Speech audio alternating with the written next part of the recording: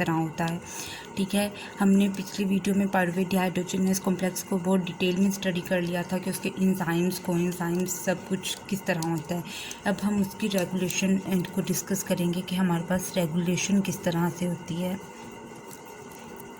Regulation, ठीक है, regulation के लिए हमें दो एंजाइम्स चाहिए होते हैं। एक जो होता है हमारे पास पायरुवेट डिहाइड्रोजनेस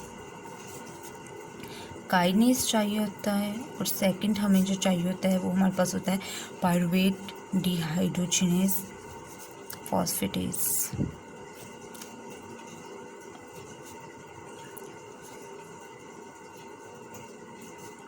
अब इधर हम थोड़ी सी बात समझ लेते हैं, फिर आगे जाके हमारे लिए बहुत आसान हो जाएगा रिएक्शन को समझना। पायरुवेट काइनेज जो है ना, इसने हमारे पास करवानी होती है पायरुवेट डिहाइड्रोजनेस कॉम्प्लेक्स की फॉस्फोराइलेशन।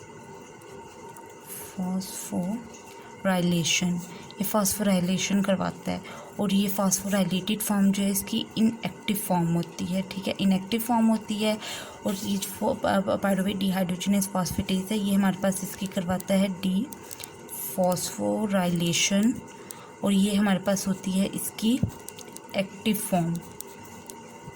ठीक है, ये हमारे पास ये हमारे पास इसकी रेगुलेशन दो एंजाइम से होती है, pyruvate dehydrogenase kinase, pyruvate dehydrogenase phosphatase. Pyruvate dehydrogenase kinase क्योंकि काइनेज है, मैंने आपको प्रीवियस वीडियोस में भी बताया था कि काइनेज जो है हमारे पास फॉस्फोराइलेशन फॉस्फेट ग्रुप को ऐड करवाता है। इधर जब इसकी फॉस्फोराइलेशन होगी ये इनएक्टिव हो जाता है। ठीक है, और जब पायरुवेट डिहाइड्रोजनेस फॉस्फेटेज से इसकी डिफॉस्फोराइलेशन करवाता है, और ये इसकी एक्टिव फॉर्म है। अब हम देखते हैं कि ये किस तरह से वर्क करता है। ये हमारे पास एक है पायरुवेट डिहाइड्रोजनेस कॉम्प्लेक्स। ठीक है, इधर ये हमारे पास इसकी डिफॉस्फोराइलेशन नहीं, डिफॉस्फोराइलेटेड फॉर्म है। जब डिफॉस्फोराइलेटेड फॉर्म है इट मीन्स कि ये एक्टिव है। अब इधर हमारे पास ये एक्टिव है, इधर ये हमारे पास पायरुवेट को कन्वर्ट कर रहा है एसिटाइल कोए में।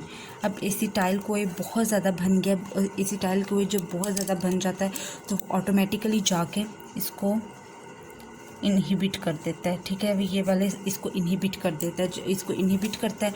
जब ये इसको इनहिबिट करेगा तो ये हमारे पास हो जाएगा अपनी इनएक्टिव फॉर्म में पायरुवेट डिहाइड्रोजनेस कॉम्प्लेक्स जो है ये अपनी इनएक्टिव फॉर्म में कन्वर्ट हो जाएगा। इनएक्टिव फॉर्म में ये कन्वर्ट हो गया। जब ये इनएक्टिव फॉर्म में कन्वर्ट होगा तो जाहिर है इसकी फॉस्फोराइलेशन हो जाएगी। पर इसकी फॉस्फोराइलेशन करवानी किसने है? इसकी फॉस्फोराइलेशन पायरुवेट डिहाइड्रोजनेस काइनेज ने इसकी फॉस्फोराइलेशन करवानी है। ठीक है, काइनेज एंजाइम ने इसकी फॉस्फोराइलेशन करवानी है और इसको इनएक्टिव फॉर्म में कन्वर्ट कर देना है। इधर हमारे पास कुछ और इंट्रासेलुलर कुछ चीज़ें होती हैं जो कि हमारे पास इसको रेगुलेट करती हैं। उसके अंदर हमारे पास high level of ATP, high level of NADH और high level of acetyl co A जो हैं ये इस स्टेप को हमारे पास प्रोसीड करती हैं। जितनी ज़्यादा ये होंगी ये स्टेप प्रोसीड होगा, और साथ में हमारे पास पायरुवेट जो है वो इस स्टेप को इनहिबिट करता है कि पायरुवेट का लेवल अगर ज़्यादा होगा तो ये स्टेप इनहिबिट होगा और ये पायरुवेट डिहाइड्रोजनेस कॉम्प्लेक्स ज़्यादा से ज़्यादा एक्टिव होगा। अब ठीक है, पायरुवेट बहुत ज़्यादा हो गया बॉडी में, हमने दोबारा स्टेप को एक्टिवेट करना है तो ये हमारे पास इधर आएगा, हम इसके वाटर को ऐड करेंगे, हमारे पास ये ग्रुप फॉस्फेट ग्रुप जो है ये रिमूव हो जाएगा और ये एक्टिव फॉर्म में कन्वर्ट हो जाएगा।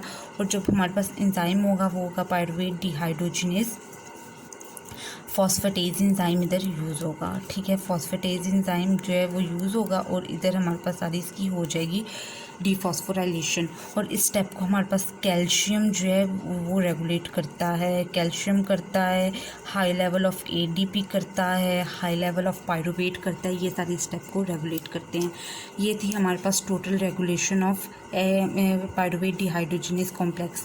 और इसी तरह से फिर जब ये एंजाइम फिर इधर जब ये एक्टिव हो जाता है तो इधर एक्ट करता है NAD प्लस को NADH में कन्वर्ट कर देता है, कार्बन डाइऑक्साइड को रिमूव करता है और एसिटाइल कोई जो है वो ऐड हो जाता है। इस तरह हमारे पास जो TCA साइकिल स्टार्ट होने से पहले पायरुवेट किस तरह एसिटाइल कोई में कन्वर्ट हो जाता है, ये पूरा ये प्रोसेस था। Thank you so much.